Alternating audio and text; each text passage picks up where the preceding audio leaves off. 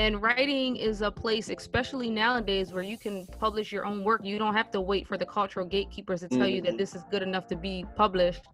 Now, people can tell all types of stories. You can tell your story and you can put it out there if you want. And my thing is, I think everybody's experience deserves to be told. Okay, 5, 4, 3, 2, 1.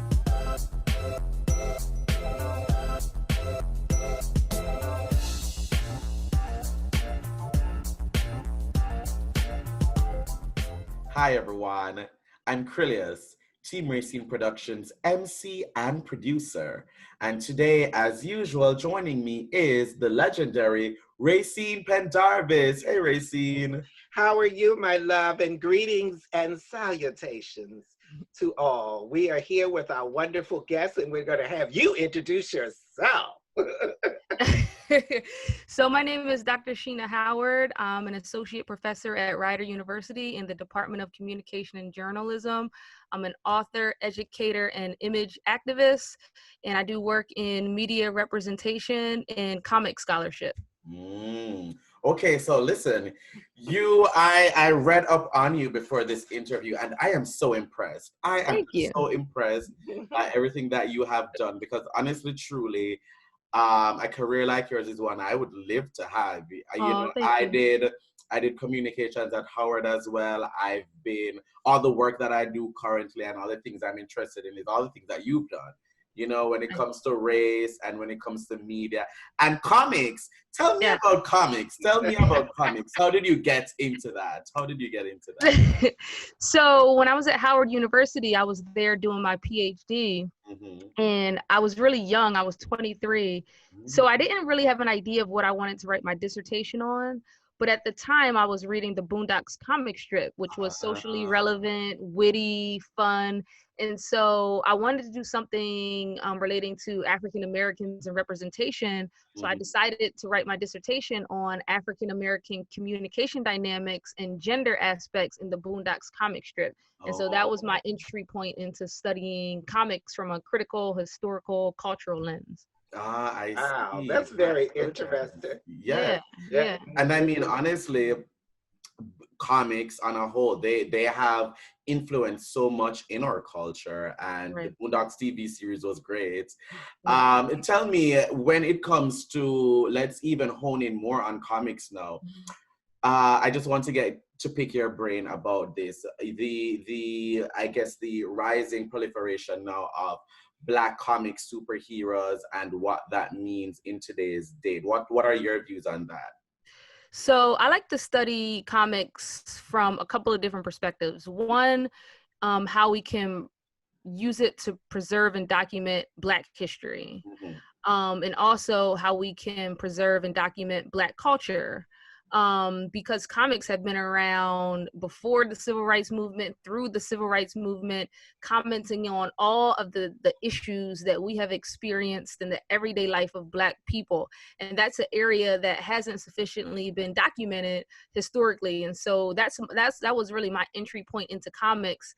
So I like to focus on comics that talk about real political, social, and cultural issues. And a lot of times, sometimes that stuff is in the superhero genre, but a lot of times it's not. A lot of times it's in history. It's in comic strips. It's in graphic novels and things like that, where you really get to see the political commentary and the way comics have challenged the status quo from an African American perspective, from African American creators and writers. And so sometimes that puts me a little outside of kind of like the popular comics, like the superhero genre.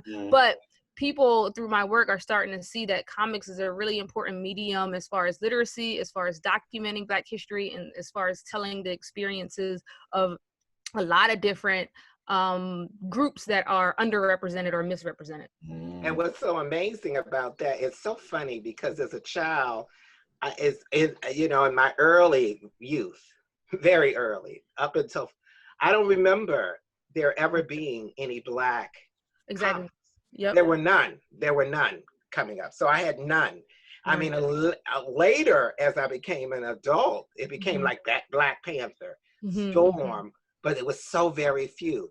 But I can imagine what that would have done for so many young Black boys and young Black girls had we had those kind of comic books at that particular time, which was lacking.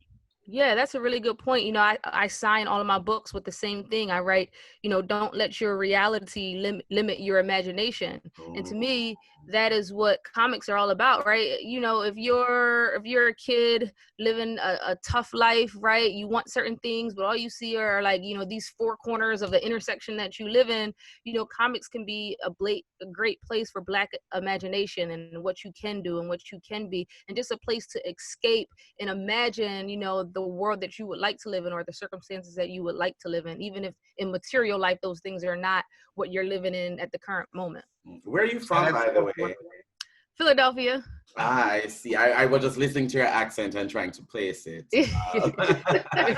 I've lived in DC. Obviously, I went to Howard, and I lived in New York for 6 years. So it's it's an amalgamation. Exactly.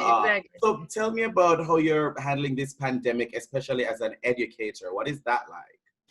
So it's been tough. I have a 3-year-old who, obviously has been home with me for I guess over 2 months now, right? And also I'm a professor. So it's juggling those three things. But what I've been really focused on is trying to figure out what are the opportunities that I can capitalize on during this crisis. And so every morning I wake up, I say, how can I turn this crisis into something that is a major opportunity for me? And so that's basically what I've been focused on this whole time, since I've been home. I don't have, a lot of people who are in the house by themselves or don't have kids at home. They're like, they have all the free time in the world to like do all the things they wanted to do. So that's not the case with the people who are either taking care of someone else who's in the house or with a toddler and working full time. So I've been trying to find my rhythm and just capitalize on this crisis. Oh, wow, definitely. And I know you're a writer as well. So Exactly. Has this time inspired you? Have you been inspired creatively with your writing? Or yeah. Mm-hmm.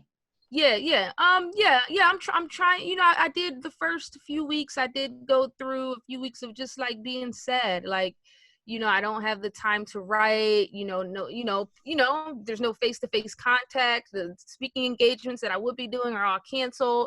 So I did go through that just like everyone else. But now I'm picking the momentum back up and focusing on the things that I actually can do. So I published a self-published, first book I ever self-published.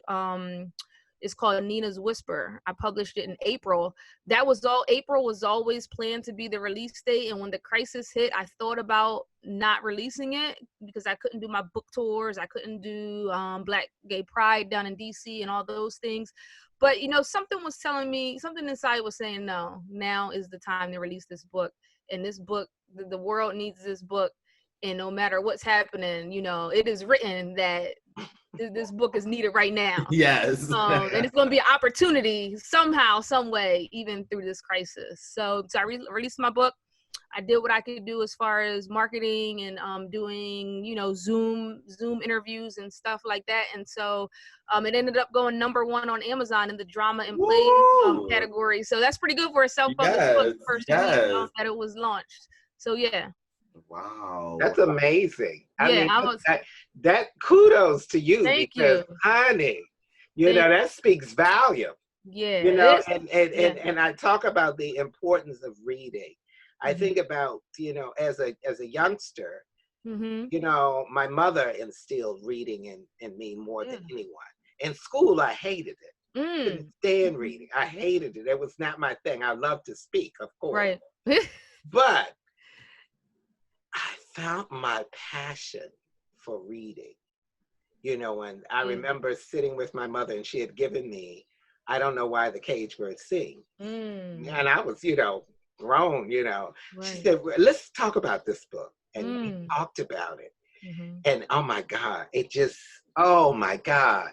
I was like. That's why they say reading is fundamental. Reading unlocks the mind of the imagination of how you weave a character, how you picture the character to look like, what they are, people that you may know that remind you of these characters written. Right.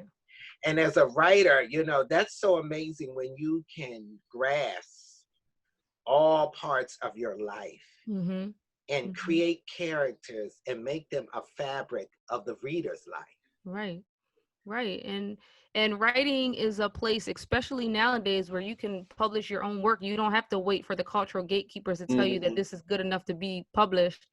Now, you know, people can tell all types of stories. You can tell your story and you can put it out there if you want. And my thing is, I think everybody's experience deserves to be told, because a lot of times we think that we might be the only one suffering from this issue. We feel isolated, we feel alone, but there are so many other people that are in similar situations. And sometimes when you feel like you have that community or other people that understand, it inspires you. So if I can write stories that challenge the dominant narrative and challenge the same typical stories that we see, then I feel like I'm giving someone else sort of a community, right? A book to read to say, wow, that really spoke to me. And that's something that I went through. And just to see that this character is going through this or someone else went through this can really inspire somebody.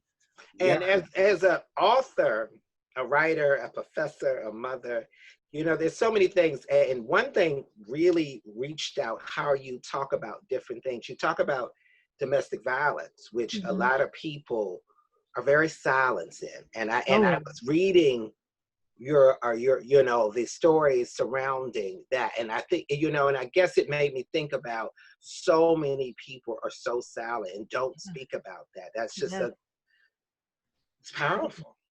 It is. And you know, my book Nina's Whisper, it deals with same-sex domestic abuse. You know, we're socially trained to think that abuse is a man abusing a woman. But abuse is not just a man abusing a woman. Abuse is about power and control. And that is genderless, right? A woman can abuse a man can abuse a man, a woman can abuse a woman. And it's something that's just not talked about, not only in the LGBTQ community, but in the community at large as well. And you know, once you start speaking out about your experience with domestic abuse, you find out that your best friend was in an abusive relationship at the hands of someone who was the same gender. And you're like, wow, I've known you for this long, and I never knew that you were in an abusive relationship, right? Yep, definitely. And you know, you also deal a lot with, you know, social issues, social and political issues. And I wanted to ask you, this pandemic, what's your outlook on it through a social and political lens? Like how will society change after that? How are we already seeing society change right now? Yeah. Well, you know, it's like the saying, you know, when America gets a cold, Black people get the flu, right? You know, so, you know, the disproportionate rates of African Americans getting ill and dying is heartbreaking, coupled with the police still killing us open season on Black people. It could become, it is very depressing and very heartbreaking. And, you know, we know that the African American community doesn't have as much wealth and as many resources compared to white Americans and other ethnicities. And so when things like COVID-19 hit, you know, we might not have a primary care doctor. We might not have a doctor that we can just call up and get tested. We might not even have a testing center or site near us that we can get to. You know, I was talking about, I'm teaching a health communication theory class right now. And one of the things that we were talking about is how do you persuade people to take positive health behaviors, such as if you're sick, stay home. And one of the theories that we're talking about is, yeah, somebody might be sick and might know they need to stay home and have to stay home. But what if they live by themselves? What if they don't have any income unless they go out and go to work? What if they did test positive for COVID-19, but now they have to go to the drugstore to get some medicine and they don't have anybody that can bring them medicine? There are some people out here that are living alone and don't have anybody to help them. And so it's not just about, you know, this happened, now you need to take this positive health action. Sometimes in between that, people want to do the right thing, but they can't because of socioeconomic reasons. And sometimes we lose that in the conversation when we're talking about disenfranchised people or people that just don't have the resources as that other people have. And it's so true. It's so true. And so, I mean, on so many levels. I mean, this whole experience has taught us as a world, as a country, as a people, it's revealed so much more on so many more levels, which we already knew. Exactly. But now everyone feels what it's like to be us. Exactly. For a little bit, and then they find a way to weaponize that and gain power. Or they find a way to make us go back to work because they know this is disproportionately affecting African Americans, and certain jobs make you more perceptible to this disease. And so, you have a middle class job where you can work from home. You're okay. You're still getting your paycheck and work from home. But, let's send, these essential workers back out to be at risk for getting sick, which are largely, unfortunately, people of color. Yeah. Okay. So as we're rounding it out, give our audience some advice or a glimmer of hope, at the end, hopefully, whatever the end looks like or whatever we transition into, at the end of this pandemic. Yeah, I would say no matter what your situation is, try to wake up every morning and think about how you can turn this crisis into an opportunity. There's always, always, always an opportunity in every crisis. I believe that even if you're dealing with a personal issue, there's an opportunity there, and it might not be something that you can see right now in front of you. And maybe you'll see that opportunity came later as a result of this. And just try to stay positive in that way around thinking about the opportunities that might be before you. I was joking on social media the other day. I said someone should create a website and just say they're a sanitizer specialist. Charge daycares, charge corporate America office buildings that are reopening $300 an hour, and say I'm going to be on call all day while you're in operation, cleaning up behind people that are touching stuff, sanitizing everything on site, like not just cleaning the bathroom every hour, but I can spot when somebody may have come in sick and touched something behind them and that kind of thing. Those kind of things. Yes, of course. I mean, they say necessity is the mother of invention, and in a time like this, there's a lot of things people need, and there's a lot of new problems and new solutions that we have to fix or find out, or and because of that, new jobs and new ways of doing things, definitely. Exactly. But, it was such a pleasure having you here today. I want you to plug, anything that you have coming up, plug your book, how can people follow you, everything that you want to do for our audience. Thank you so much. So Twitter is my medium. That's the one that I prefer. I'm Dr. Sheena Howard on Twitter. That's doctor with a DR, Sheena Howard on Twitter. I'm on Facebook, Dr. Sheena Howard. I'm on Instagram, Dr. Sheena Howard, all of it with the DR. And my webpage is SheenaCHoward.com. And if you go to my webpage, you can get a free chapter of my latest book, Nina's Whisper. You can either listen to it or you can download the free chapter, the first chapter. And yeah, that's how you can find me.